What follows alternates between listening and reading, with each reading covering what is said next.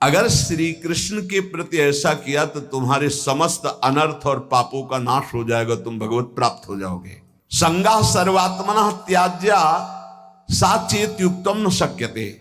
वैसे सिद्धांत है किसी का संग मत करो, असंगोहम पुरुषा। किसी का संग, महाभागवतों के संग को मोक्ष का खुला हुआ द्वार बताया गया, ये किसी में नहीं है, ये महाभागवत जन है। यहां कह रहे संगा सर्वात्मना त्याज्य, ये शरणागति की बात हो रही। पहला है सर्व तज हरिभज, सामर्थ्य नहीं है तो समस्त आचरण, घर परिवार भगवद अर्पित भाव से हर कर्म कृष्णार्पणम मस्तु, नाम जप, भगवत प्राप्त हो जाओगे। इसके लिए सावधानी है, संग का त्याग करो। कैसे संग का? बोले संगम त्यजित मिथुनावृत्ति नाम मुमुक्षु। जो मिथुन कहते हैं दो को, जो दो के संयोग से सुख प्राप्त होता है, एक आपकी रसेंद्रिय, एक वस्तु, इसके संयोग से प्राप्त सुख में जो मगन, शब्द और श्रवणेन्द्रिय संयोग के प्राप्त से, शरीर और जनेन्द्रिय संयोग के सुख, रूप और नेत्रेंद्रिय, ऐसे जितना ब्रह्मा के द्वारा रचा हुआ सुख है वो मिथुन सुख है। जो स्वा से मिलता है वो भगवदानंद है, जो पर से मिलता है वो मिथुन सुख है।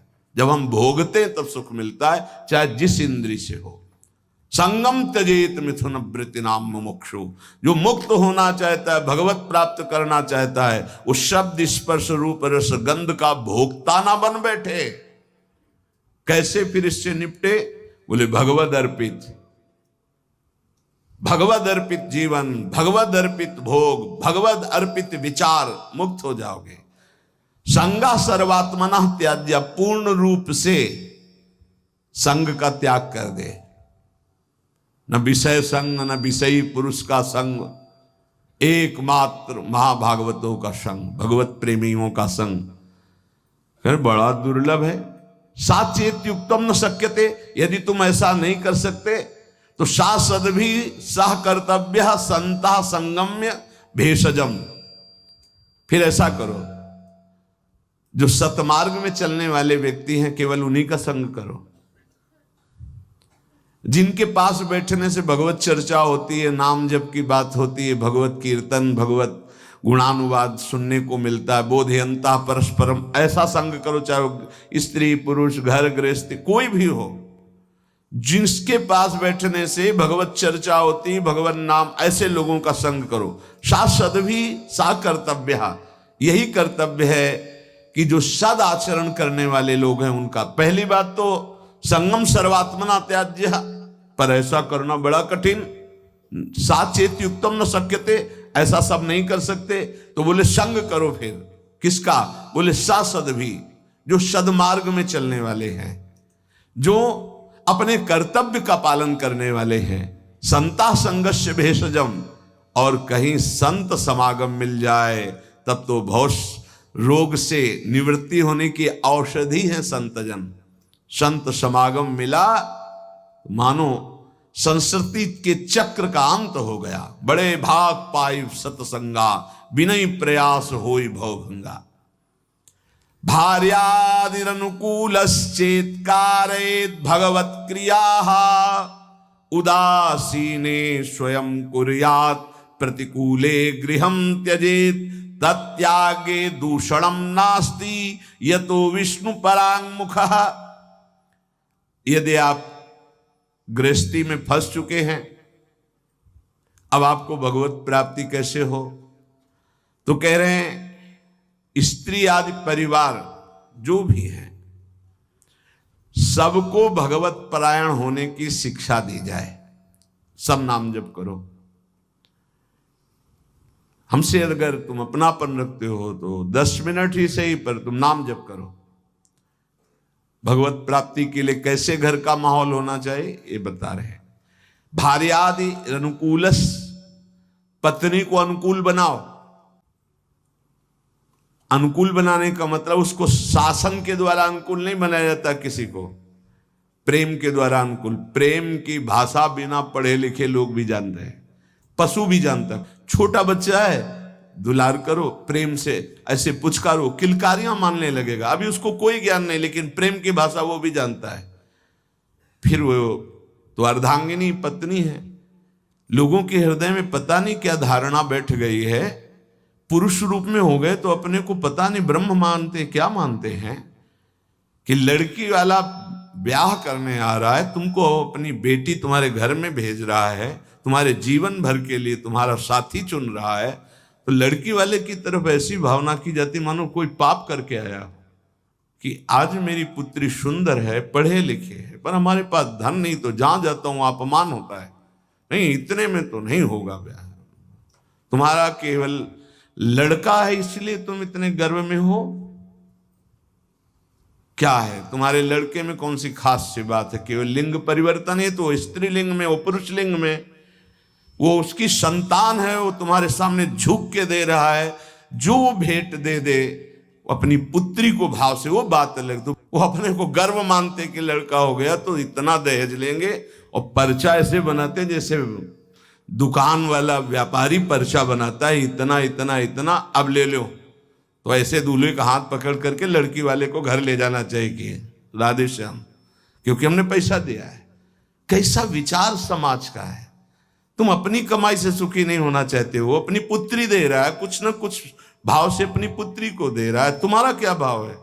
लड़के पक्ष वाले ऐसे गर्व में होते मानो त्रिलोक विजयी हो गए हों, लड़का हो गया तो। इसीलिए हमारे समाज की धारणाएं पापों को बढ़ावा दे रहे हैं। पुत्री हुई तो उसको किस भाव से देखा जाता है, किस भाव से? अगर लड़की न हो तो पैदा कहां से हो? विचार कीजिए। तो तुम्हारी जो पत्नी बनी हो तुम्हारे समान है, 1 इंच भी तुमसे कम नहीं किसी बात में।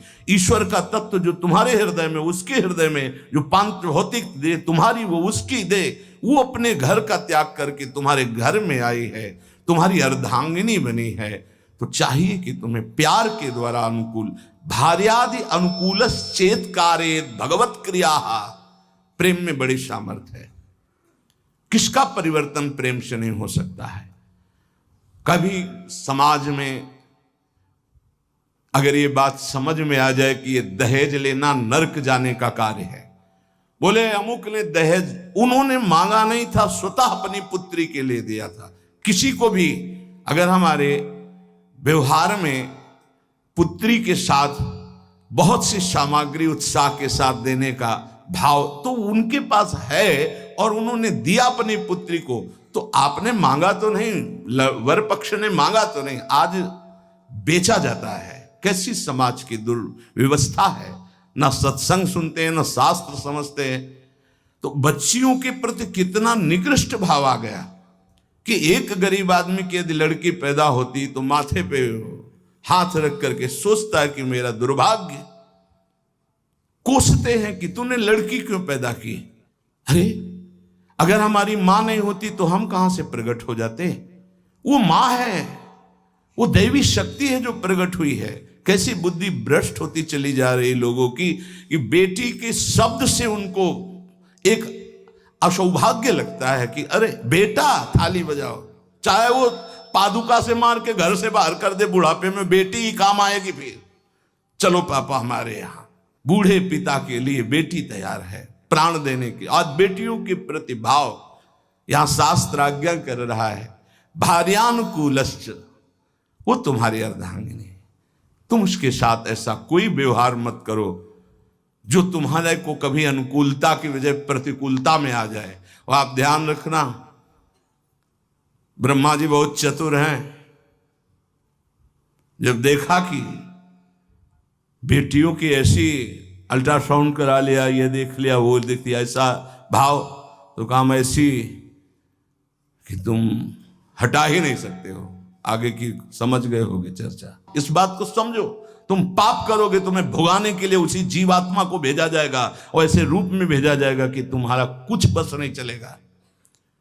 ये जो घर गृहस्थी में भ्रूण हत्या, गर्भ हत्या में प्रार्थना करते हैं, आज वो समय नहीं कि बेटी हुई तो तुम्हें माथे पे हाथ रखना। आज राष्ट्रपति बनी बेटी भारत की। हम बार बार कहते हैं, अभी क्रिकेट मैच की पूरी बेटियां ही आई थी, बहादुर। एक सेना नायक आई थी, होश उड़ जाए उसकी दृष्टि मिलाने में। ये शेरनी भारत की दैवी शक्तियां है। कैसा विचार बन रहा है। पति अपने को भगवान समझता है, पत्नी को भगवत भाव में नहीं देखता है। कलह अशांति मची रहती है। अब अगर आप कह रहे हैं कि हमारी पत्नी ही ऐसी है, तो आज तुम बहुत सीधे साधे दिखाई दे रहे हो। तुम्हारे कर्म ऐसे थे कि उस देवी के रूप में आई हर प्रतिकूलता तेरे सामने। अब अगर आप अनुकूल चलना नहीं सीखोगे तो भगवान का विधान ऐसा है कि तुम्हें हर कदम पर दुख प्रदान करेगा। समान भाव। इसलिए भगवान शिव ने दिखाया कि आधा शिव तो आधा शक्ति। यही स्वरूप सब शिव स्वरूप हैं, सब भगवत स्वरूप है। यही होना चाहिए। अर्धांग पे विराजमान अंबा, और इधर भगवान शिव, इधर अंबा का स्वरूप वही है, दूसरा कोई नहीं है। भगवान ही पत्नी के रूप में है। शास्त्र आज्ञा कर रहा है भगवत प्राप्ति के लिए भार्यादिर अनुकूलश्च, पहले पत्नी को अनुकूल बनाओ। भगवान को अनुकूल बनाने के लिए परिवार में भगवत भाव पहले लाओ। कलह अशांति, ऐसे प्रेम में बहुत बड़ी ताकत है। इसीलिए हम कहते हैं आज हमारे जो भागवतिक प्रेम की तरफ चलने की बात जाने दो, सांसारिक प्रेम का नाश हो रहा है। ये जो चला है ना आजकल, बच्चा बच्ची का इधर उधर का भाव, ये सब ये प्रेम का, प्यार का नाश कर रहा है। जो समर्पण होना चाहिए वो बिल्कुल बहुत सावधान, दोनों पक्ष को सावधान होने की जरूरत है। भगवत प्राप्ति गृहस्थी में कैसे करनी है तो बता रहे हैं कि भार्यादि अनुकूलश्चेत कारेत भगवत क्रिया, दोनों मिलकर के भगवत क्रिया करो। पति पत्नी मिलकर धर्म अनुष्ठान करते हुए, घर गृहस्थी के कार्य भगवत समर्पित करते हुए, दोनों नाम जप करते हुए। देखो अभी ये जो आप गर्भ हत्या, भ्रूण हत्या, गर्भपात करते हैं, आपका नाश कर देगा। आपको पता नहीं, ऐसी जगह आपको पीटेगा कि आप न बता पाओगे न रो पाओगे। हमारी प्रार्थना मान लेना, ये जो गर्भस्थ शिशुओं के साथ अत्याचार होता है, इसका परिणाम बहुत बुरा होता है। महान तेजस्वी अस्वस्थामा ब्रह्म ऋषि, गर्भस्थ शिशु परीक्षित पर प्रहार किया तो ब्रह्म तेजहीन करके मुंडन करवा कर, आज भी वो त्राहिमाम बोलता हुआ जहां भी होगा अस्वस्थामा, आज भी वो परेशान घूम रहा, केवल गर्भस्थ शिशु परीक्षित पर ब्रह्म अस्त्र का प्रयोग करने के कारण। और आप तो प्रयोग के, आप तो मार देते हो, आप नष्ट कर देते हो। सत्संग में आए इसलिए सबसे प्रार्थना है, अगर गर्भ हत्या किए तो उसका प्रायश्चित कर लो, और भूल से भी आगे कभी ऐसा मत करना। संयम से रहो, ऐसा कोई कार्य मत करो जिसमें पापाचरण हो जाए और भगवत प्राप्ति के लिए तुम्हारा उत्साह ही कभी न बने, ऐसे पाप बन जाए। भार्यादि अनुकूलश्च, ये हम इसलिए कि कई घटनाएं देखे। हम निमुआ घाट कानपुर में गंगा के किनारे, प्राय जहां एकांतिक घाट होते थे तो वहां व्यवस्थाएं, जैसे जो है आश्रम है तो एक भिक्षा मिल गई, दूर कुटिया कई बनी हुई संतों की, खाली है तो कुछ वर्ष वहां रह जाते थे। वहां रुके तो आसपास के बड़े जो वैष्णव प्रवृत्ति के थे, भक्त प्रवृत्ति के थे, वो प्राय संतों का संग करने आया करते थे। तो उसमें एक बहुत ही धनी मानी ब्राह्मण आते थे। एक दिन वो अपनी बेटी को लेके आए तो ऐसे जली हुई पूरी आधी थी, आधा बहुत सुंदर स्वरूप था, आधा सब जला हुआ। तो उसकी आकृति देखकर कहा ऐसा कैसे हो गया। तो उन्होंने कहा कि ये जितनी इधर सुंदर है ऐसे पूरी सुंदर थी। खूब हमारे पास धन था उस समय, बताया शायद है कि 30-35 वर्ष पहले ब्याह किया था रुपया दे के खूब। पर वो लोग ऐसे लालची निकले कि एक बार ब्याह के बाद जब दोबारा हमारी बेटी गई तो उन्होंने दहेज के लिए सूचना भेजी। उस समय मोबाइल तो था नहीं। फिर हम गए, जो कुछ बना फिर दिया, पर उन्होंने, उन राक्षसों ने बख्शा नहीं। हमारी बेटी को चारपाई में बांधा, मिट्टी का तेल छिड़का और आग लगा दी। अर्थ के लोभ से आग लगाई तो भगवान की ऐसी कृपा, जहां गांठ थी वहीं से आग प्रारंभ हुई, जो रस्सी की गांठ थी। अब जलने वाला चेष्टा फौरन खुल गई तो जीना के पास ही चारपाई में, जीना में चढ़ गई। चढ़ के बगल वाले घर में ऐसे छप्पर में कूद गई और नीचे गई तो वो उनके बड़े भाई का था, जिस भाई का लड़का ब्याह हुआ था उसके बड़े भाई, उनके पास राइफल था। उन्होंने जे ही देखा तो तत्काल कंबल से सुरक्षा की और राइफल निकाली, बाहर निकले और कहा राक्षसों हम तुम्हें बताएंगे, और उसकी सुरक्षा करके पुलिस तक पहुंचाई। बोले तब ये जिंदा हमें वापस हुई, मुकदमा चल रहा है। अब वो ऐसे पूरी जली हुई, क्या उसका अभिशाप उनको सुखी कभी होने दे, आगे चलकर किस योनियों में जाएंगे क्या पता।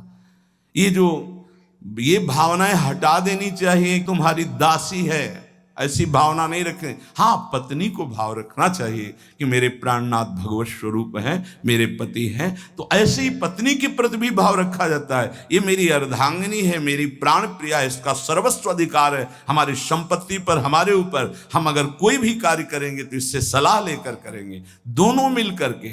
भार्यादि अनुकूलश्चेत् कारयेत् भगवत क्रिया, दोनों मिलकर कोई धर्मानुष्ठान करें। अकेले का गृहस्थी का विषय है, अकेले तुम बोले हम जा रहे हैं मुक्ति, नहीं, पहले अनुमति लीजिए। यहां तक कि महापुरुषों ने सन्यास भी लिया है तो पहले मनाया है, अनुमति ली है। जब उन्होंने अनुमति दे दी तब आगे की क्रिया हुई। माता से अनुमति और पत्नी से अनुमति अत्यंत आवश्यक है। अगर मां विराजमान है तो उसका आदेश, और पत्नी विराजमान तो भले वृद्धा हो गई है पर उसका अधिकार। हमारे शास्त्र में लिखा है यदि वो वानप्रस्थ में जाना जाता है तो ऐसे बात की करे पत्नी से कि यदि आप अपने पुत्रों के साथ रहकर जीवन व्यतीत करना चाहती है तो मुझे आदेश करें, मैं तप के द्वारा अपने जीवन को भगवान में मिलाना चाहता हूँ। और यदि आप हमारे साथ चलना चाहती है तो आपका स्वागत है, हम दोनों बैरागी होकर चले। वो जैसा अनुमति दे ऐसा शास्त्र आज्ञा करता है। ऐसे नहीं मनमानी कि हम स्वतंत्र हैं किसी भी तरह। अगर कोई धर्मानुष्ठान करते हो, पत्नी आपकी है, वो आपका साथ ना दे वो बात अलग है। अगर वो आपके अनुकूल चलती है और आपने कोई धर्मानुष्ठान किया, पत्नी को साथ नहीं ले गए, तो अपने आप उसका ट्रांसफर हो जाएगा उसके पास। पाणिक ग्रहण की कोई खिलवाड़ नहीं, धर्मानुष्ठान ट्रांसफर हो जाएगा। और पूर्ण धर्म का संकल्प तभी माना जाएगा जब वो भार्या तुम्हारे वामांग में विराजमान होगी। जब सिया जी भूमि में विलीन हो गई तो रघुनाथ जी जब यज्ञ किए तो स्वर्ण की सिया जी बनाकर वामांग में विराजमान की गई। और तुम्हारी अर्धांगिनी विराजमान हो, तुम धर्मानुष्ठान करने जा रहे हो, सफल हो जाओगे। भार्यादि अनुकूलश्चेत् कारयेत् भगवत क्रियाः। गृहस्थी में हो तो तुम्हें पहले अपने परिवार को अनुकूल बनाना होगा, पत्नी को, माता पिता को, परिवार को भगवत स्वरूप मानते हुए अनुकूल उसको बनाओ धर्म के द्वारा, भागवत भाव के द्वारा। उदासीने स्वयं कुर्यात् प्रतिकूले गृहं त्यजेत्। यहां कह रहे हैं उनकी आज्ञा से सेवादि के द्वारा राजी करके फिर भजन की प्रवृत्ति बढ़ावे। पहले पत्नी को अनुकूल करे, परिवार को अनुकूल, जो भगवत प्राप्ति का रास्ता है। ऐसा नहीं जैसे एक दो लोग आए कि अब हम तो नहीं, दोनों राजी तो राजी, नहीं तो धर्म से चलो जैसी धर्म आज्ञा करती। पाणिक ग्रहण के समय ये श्रुतियां, ये शास्त्र जो साक्षी बनाए गए थे वो पति पत्नी के भाव से बनाए गए थे। वो तुम्हारी इच्छा नहीं, लेकिन उसकी भावना की पूर्ति के लिए आपको गृहस्थ धर्म स्वीकार करना चाहिए। अगर भगवत भाव के विरुद्ध और बहुत ही कुटिल स्वभाव है तो देखो यहां शास्त्र का क्या कह रहा है, एकदम विरुद्ध, धर्म विरुद्ध, भगवत भाव विरुद्ध, बिल्कुल कुटिल व्यवहार, तो फिर बात अलग है कि अब वो धर्म में साथ नहीं दे रही तो आप धर्म करो। फिर भी पाणिक ग्रहण किया तो धर्म का हिस्सा उसके समीप जाएगा, उसका कल्याण होगा। ऐसे कोई खिलवाड़ नहीं पाणिक ग्रहण करना। जो परांगमुख, भगवत परांगमुख, भगवत विमुख है, वो कोई भी हो, फिर तो जाके प्रिय, ये सिद्धांत तब लागू, जाके प्रिय न राम वैदेही तजिए ताहि कोटि वैरीशम यद्यप परम शनेहि।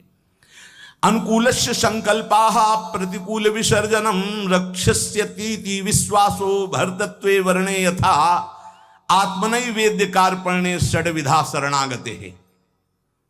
अब शरणागति का स्वरूप समझिए। प्रभु के अनुकूल सदैव चलना, इस शरणागति का संकल्प कर लेना चाहिए। जो गीता में, भागवत में जो गुरुजनों ने, संतों ने आदेश किया है वो प्रभु के अनुकूल है। श्री कृष्ण अनुकूलेन प्रतिकूलस्य विसर्जनम। भगवान के, गुरु के, संतों के वाक्यों के प्रतिकूल कभी न चलना।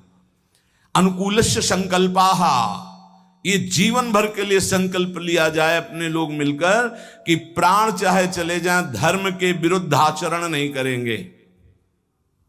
प्रतिकूलस्य विसर्जनम, प्रतिकूल आचरण कभी हम प्रभु के नहीं करेंगे, प्रतिकूल आचरण नहीं करेंगे। भूल न दें कुमारग पाऊं। और रक्षिष्यतीति विश्वासो, मेरे भगवान मेरी रक्षा करेंगे, पक्का विश्वास बना लो। शरणागति की तरफ कदम बढ़ाने के लिए ये पक्का विश्वास बना लो, भगवान मेरी रक्षा। कई जगह ऐसी देखा है।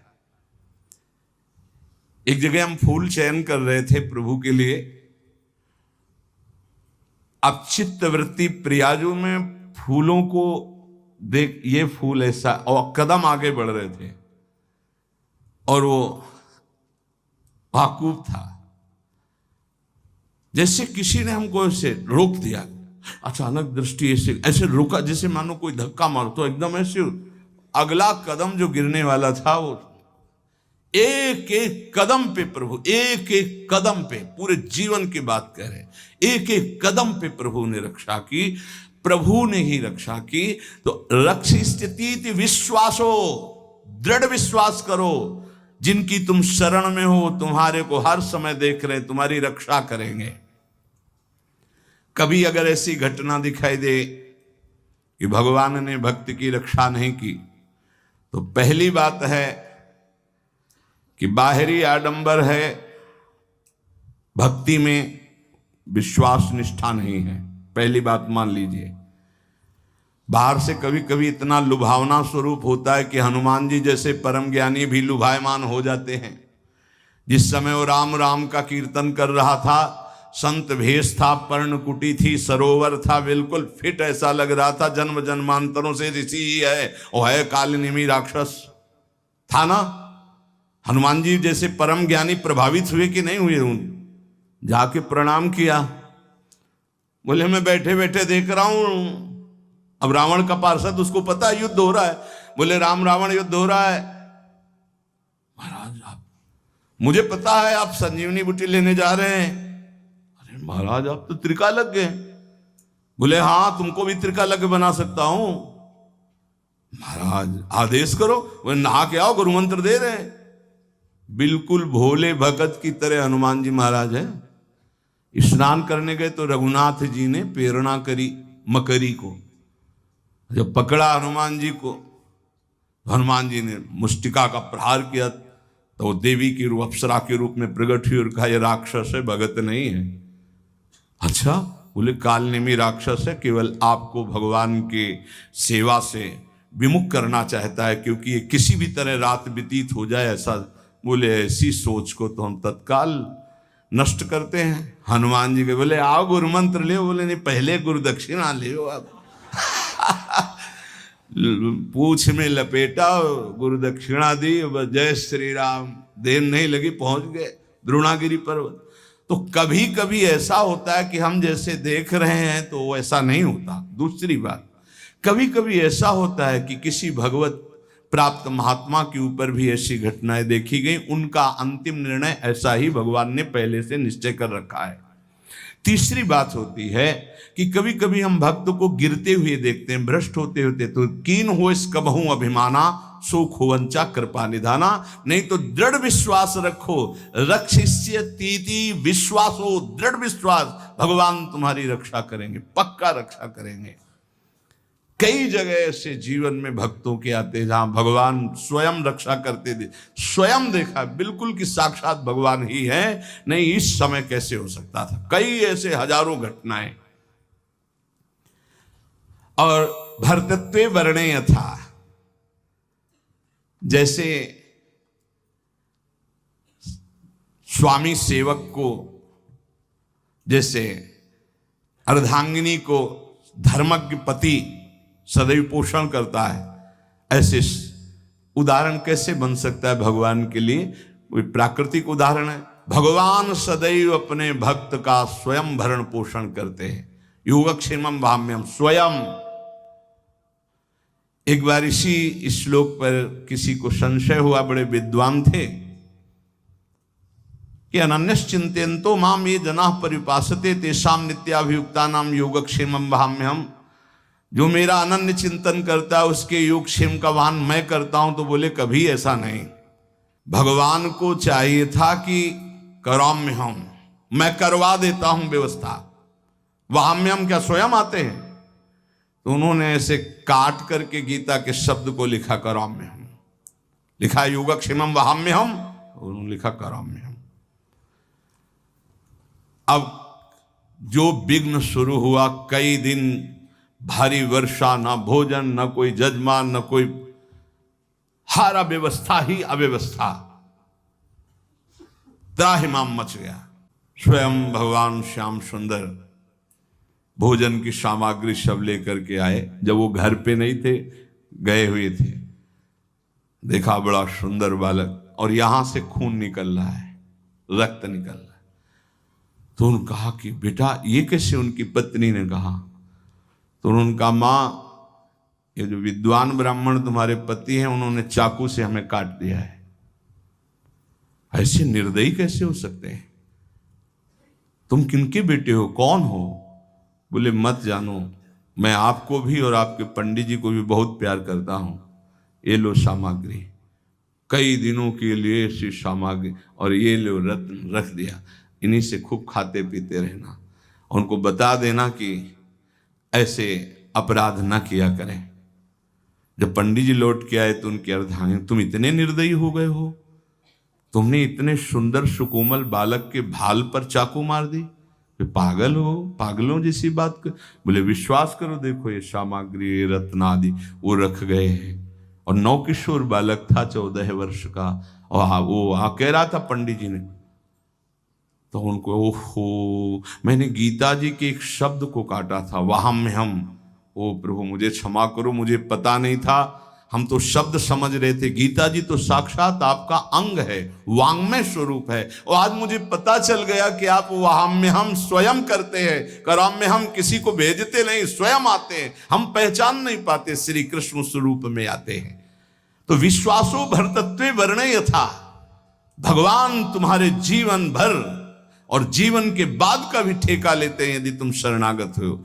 आत्मनि वेद्य कार्पण्य, आप अपने आप को समर्पित कर दो भगवान की शरण में और दीन हो जाओ, दैन्य भाव, दीन हो जाओ।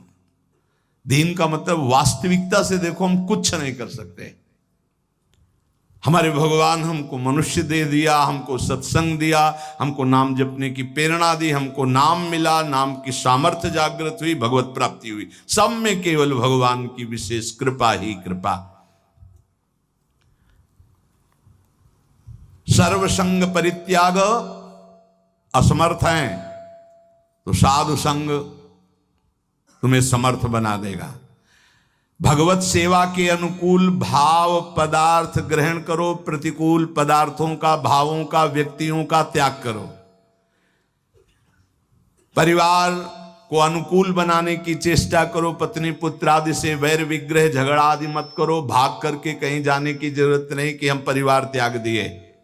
पहली बात, वहीं रहकर भजन। यदि वहां सब प्रतिकूल व्यवहार है और भगवत विमुख जन है, फिर आपके लिए छूट है। क्या?